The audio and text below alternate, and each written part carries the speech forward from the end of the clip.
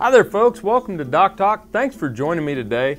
We're going to have a great show and we're going to talk about something that's an important topic within the beef and dairy industries, and that's talking about cull cow quality. Making sure that those animals are in good flesh and good health before we ship them to slaughter. Stay tuned for the show. Closed captioning brought to you by Kansas Soybean Commission. The Soybean Checkoff, Progress, powered by Kansas farmers. Valley Vet Supply is devoted to providing information and professional quality products at reasonable prices. Valley Vet Supply.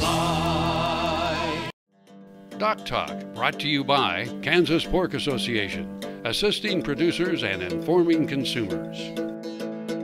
Folks, welcome to Doc Talk. I'm Dr. Dan Thompson, and I am a professor here at Kansas State University in the College of Veterinary Medicine. My title is the Jones Professor of Production Medicine and Epidemiology. And today, thanks for joining us on Doc Talk. We're going to talk about cull cow quality, and whether we're talking about culling cows on the dairy or culling cows out of the beef herd, these animals are a significant portion of the beef that's produced, and they're a significant part of profitability for farmers and ranchers. When you talk about beef operations, cull cows represent about 20% of the revenue to a beef operation. So 80% comes from the revenue of selling the calves and 20% from selling our cull cows. So it is an important economic point for ranchers and farmers alike.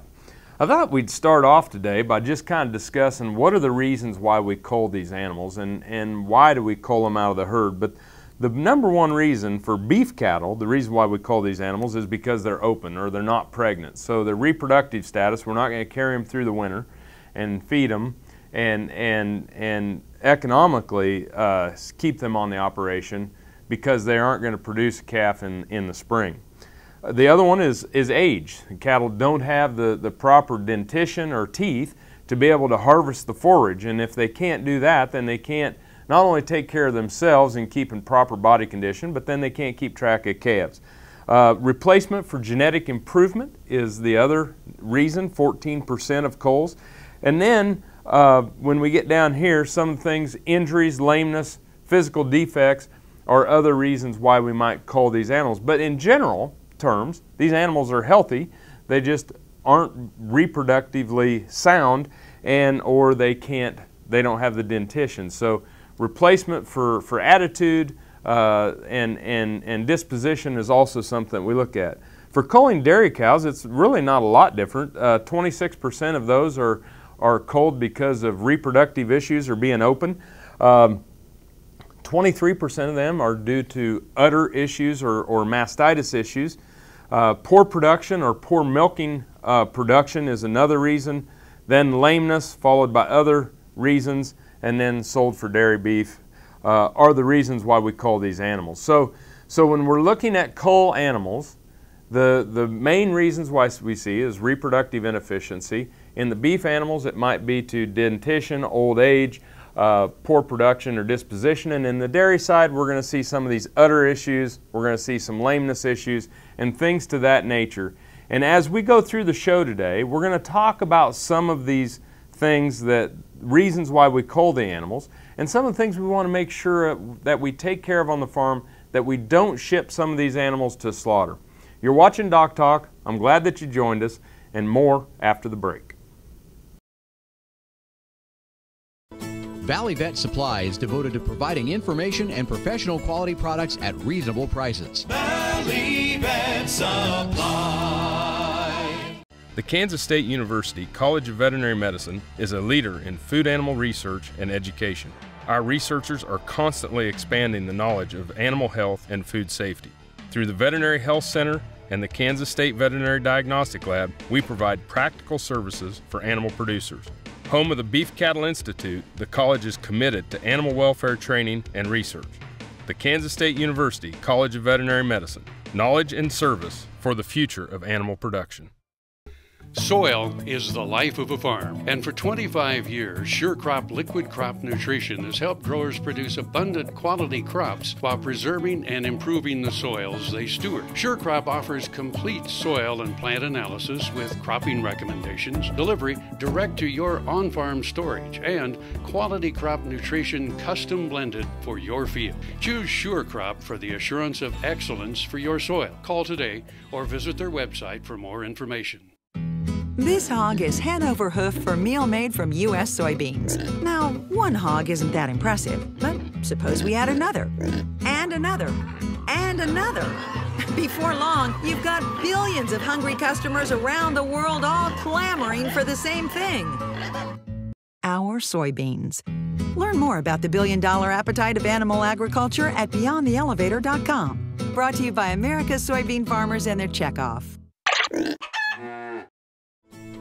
This tip brought to you by Baytril 100 Enrofloxacin Injectable, now approved for use in controlling BRD in high-risk cattle. Baytril 100, right the first time, whether it's controlling BRD in high-risk cattle or treating BRD. Hi folks, it's Dr. Dan from Doc Talk. Thanks for joining me for today's On the Farm tip. We're going to talk about extra labeled drug usage. Labeled drug usage is when I pick up the bottle, there's a label on it. And when I look at the label, it's going to tell me how much to give, how often, and the route of administration. Route of administration might be sub-Q, IM, or intravenous.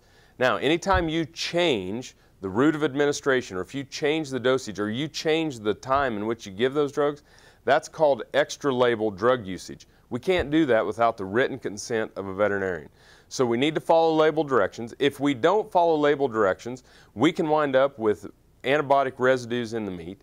And so when we do an extra label drug usage, we need the veterinarian involved. Thanks for watching today's On the Farm tip. I'm Dr. Dan, and I'll see you down the road. In the last 3 years, we've changed some things in our AI protocol, one of which was the use of multi-min. We've seen a significant increase in our AI pregnancy rate. The cost of an embryo program is significant, and we feel that if we were able to even get one more pregnancy out of a cow, that would pay for the whole cost of the whole bottle of multi-min right there. Doc Talk, brought to you by Santa Fe Trail Meats in Overbrook, or visit us online at sftmeats.com. Hi there folks, and welcome back to Doc Talk. I'm Dr. Dan Thompson here from the College of Veterinary Medicine at Kansas State University, and we're located in Manhattan, Kansas. And today we're talking about cull cow quality. And we went through in the previous segment, we talked about some of the reasons why animals are culled. And in this segment, we're going to talk a little bit about where these animals are going and what are some of the problems or challenges that these animals may create for us as an industry. And the first thing is that cull cows and cull bulls, or market cows and market bulls, are utilized for, used to be thought of just utilized for ground beef. And you know, when we looked at the market cow and beef quality audit from the National Cattlemen's Beef Association, and in 1999, 54% of the slaughter facilities for cull cows and cull bulls took those animals and broke their carcasses down into steaks and roasts and other cuts rather than just ground beef.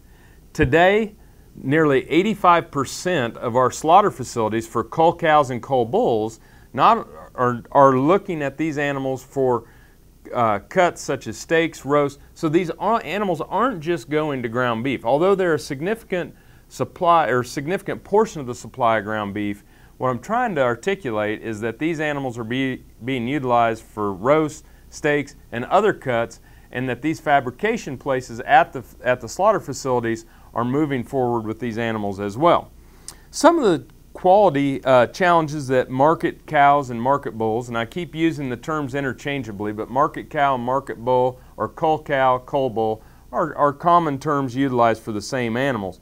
But some of the things in 2007 from the beef quality audit that were raised were food safety, the animal welfare of these animals, pork and body condition, antibiotic residues, bruises, and hide damage. And I want to go through a few of these and talk about them. But the food safety issue is something that's vitally important. When we look at the top 3 issues or some of the things, when we ask the American consumer about things that they want: affordable health care, they want to not be impoverished, and they want safe, affordable food supply. And so food safety, making sure that these animals are healthy, that are in good condition when they're being shipped, is important. Animal welfare and handling. We want to make sure that we're sending an animal that is healthy is considered to be, from the consumer, one that is well taken care of. So making sure that these animals aren't in poor body condition, and make sure that we handle them in a humane manner as we transport the animals. Antibiotic residues, when we're talking about cull animals, sometimes they're being culled because they're not responding to treatment, or because these animals are being shipped because they're not thrifty anymore and they're not producing muscle mass, or they're not able to keep their body condition. So we want to make sure that we adhere to the residue or antibiotic withdrawal time periods for these animals prior to shipment. We just want to make sure that when we're handling these animals, these cull animals, that food safety, antibiotic residue, and animal welfare are all considered. When we come back from the break, we're going to discuss more about cull cow quality. You're watching Doc Talk. I'm glad you joined us. Valley Vet Supply is devoted to providing information and professional quality products at reasonable prices. Valley Vet Supply. Dr. Dan here. Whether I'm driving up and down the roads covering the state of Kansas, or I'm getting between Riley and Manhattan for my job, I'm driving a Ford truck. I'd like you to come out and visit my friends here at Dick Edwards Ford. They have a truck that'll suit your needs, whether you're looking for power with a Power Stroke diesel, or if you're looking for fuel efficiency with the new EcoBoost engine, they got a truck that's just right for you. They're located 2 miles east of the Town Center Mall in Manhattan, Kansas, and they'll bend over backwards to help you. And I'll see you down the road. From Kansas State University, this is Agriculture Today. K-State has long been a world leader in wheat genetics research, and that was amped up even more recently as the National Science Foundation named K-State as the lead institution for the world's first industry university cooperative research center on wheat. K-State wheat geneticist Bikram Gill will direct the center. I think this is the first time that National Science Foundation has established a center of this type in croplands, and the first one in wheat, so we're very excited. Aim of the center is to tackle some of the constraints to wheat production related to heat and drought in relation to climate change. This is K-State Research and Extension. Roy Fry Western Lifestyles brings the cowboy or cowgirl out in all of us. With a huge selection of must-have items, it doesn't matter if you're shopping for your horse, picking up some Western accessories to add that rustic charm to your home, or simply treating yourself. The knowledge and expertise to dress you your Western best is right here at Roy Fry Western Lifestyles, Highway 24 and Kansas Avenue in Topeka. And now here's another gardening tip with Dave Jackson. The secret to a dark, green, lush, healthy lawn begins with testing your soil for proper pH and fertility, planting high-quality, weed-free seed, and applying the correct fertilizers and herbicides at the proper time. Let Jackson's and Fertilome products help you succeed with your lawn. Our Tri-Power Turf Type Fescue is 100% weed-free and on sale now. Stop in for answers to all your lawn questions and get a great deal on our Tri-Power and new lawn starter. Doc Talk, brought to you by Brown Chevrolet Buick. In Wamego, just a short drive down the Yellow Brick Road. Hi there, folks. Welcome back to Doc Talk. Dr. Dan Thompson here from the College of Veterinary Medicine at Kansas State University. I'm glad you joined us today. We're talking about something that has a lot of implications for the beef and dairy industries, and that's cull cow quality, because this can be a huge animal welfare breach. And when we start to think about the animals that we're shipping to slaughter, and the animals that are going into public places, whether it's an auction market or to a slaughter facility, we need to ask ourselves before we ship those animals off the farm, number one, could this been prevented, the condition that the animal's in? Number two, could we have shipped that animal or made a decision earlier before they get into this type of situation?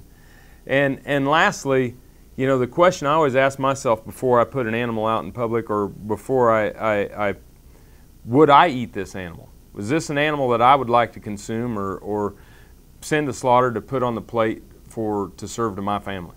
And I think that as we make these decisions and as we move forward, I think 90% of the producers out there say, yeah, this is something that they ask themselves on a regular basis. And as we elevate the status of this, or as we elevate the visibility of these issues, I think that we need to kind of look forward to some of the red flags in animals that we don't want to ship. And we talked about it in earlier shows about animals that aren't fit for transport. But the big one is we don't ship animals that are non-ambulatory, and we don't ship animals that could become non-ambulatory during transport. So animals that are weak. And what's ambulatory means they can't get up and move freely on their own. So whether it's due to a lameness or an animal's down, we don't want to ship those animals to slaughter or anywhere. Those animals, if they're not responding to treatment, need to be humanely euthanized. The animals that are weak, fatigued, may go down on transport, we want to make sure that we understand the length of the haul, where we're shipping those animals, and make sure we don't place those animals that may go down on the truck on the trailer, because these are animals that could pose us some problems and pose problems for the animal. It's not humane to put an animal on the truck that's going to go down. Some of the reasons why we wouldn't, we don't want to ship animals that are cancer eye cows due to bovine leukosis virus. We want to make sure that animals that are in poor body condition aren't placed on trucks. And with dairy cows, we have a 5-point body condition scoring system, and in beef cattle we have a 9-point.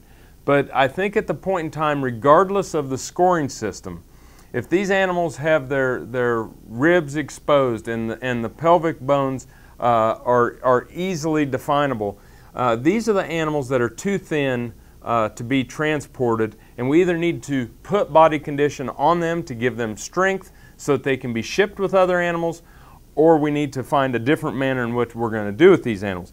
We never want to ship animals that are sick, regardless of the cause, whether it's pneumonia, nervous system disorders, things to that nature. And so making sure that the animals are in good condition, good health, something that we want to be proud of that's placed on the truck, is important.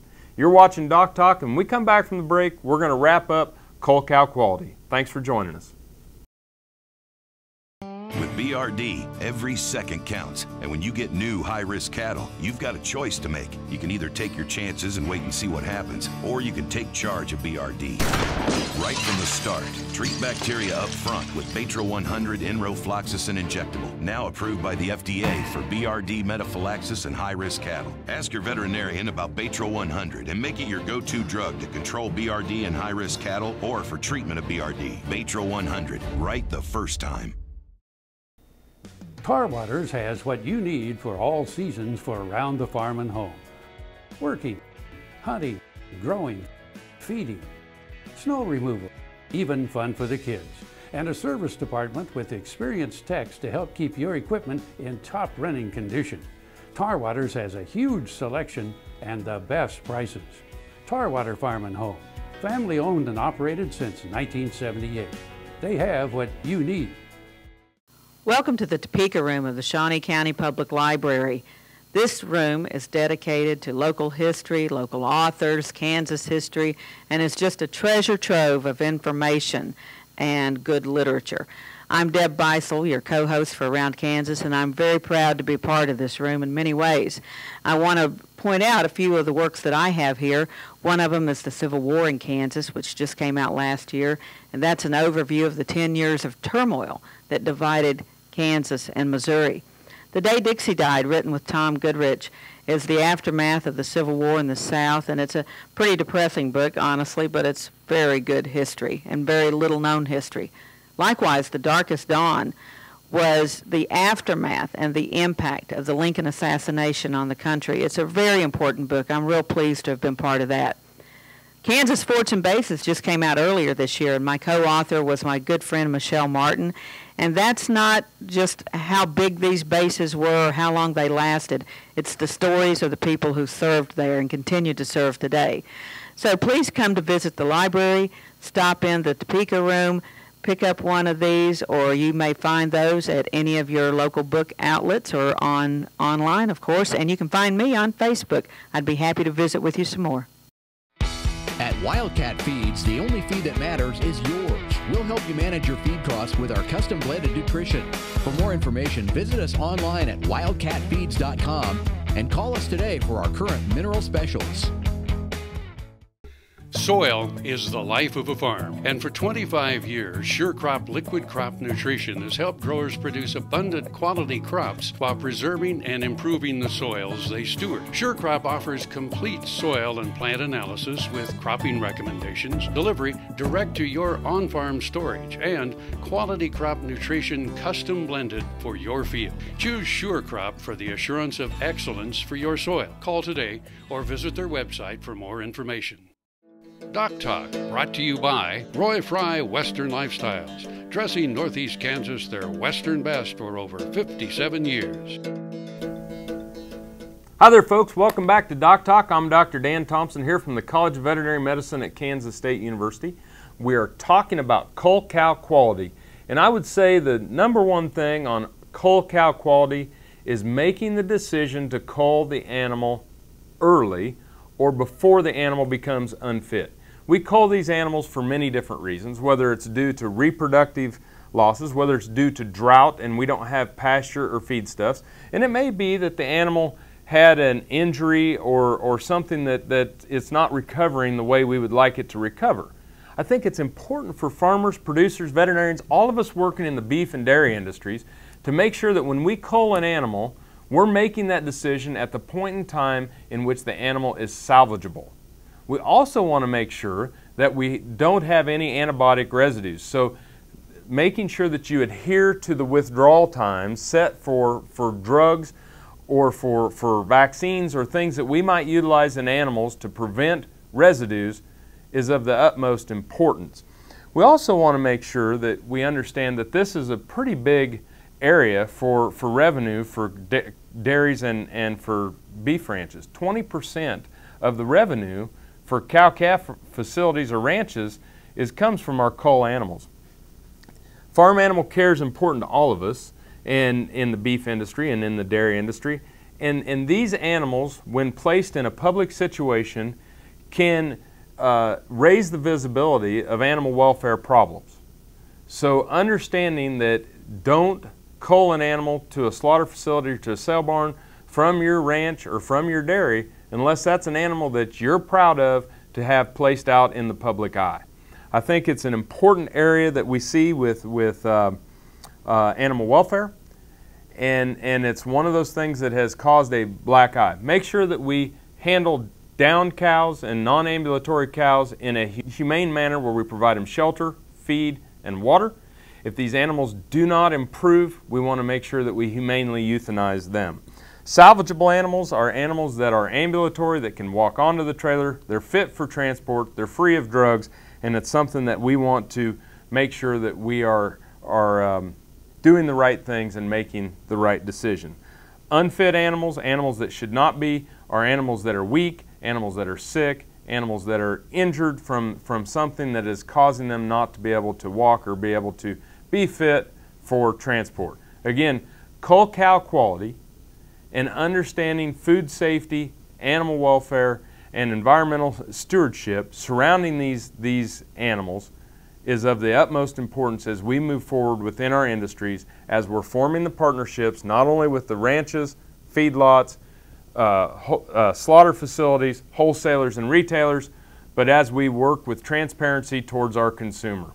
I really appreciate you joining us today. Remember, we always recommend that you work with your local veterinarian. If you want to know more about what I do here at the College of Veterinary Medicine at Kansas State University, you can find us on the web at www.vet.ksu.edu.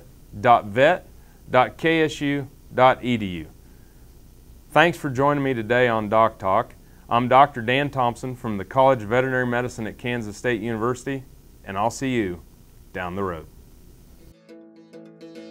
Closed captioning brought to you by Kansas Soybean Commission. The Soybean Checkoff Progress, powered by Kansas farmers.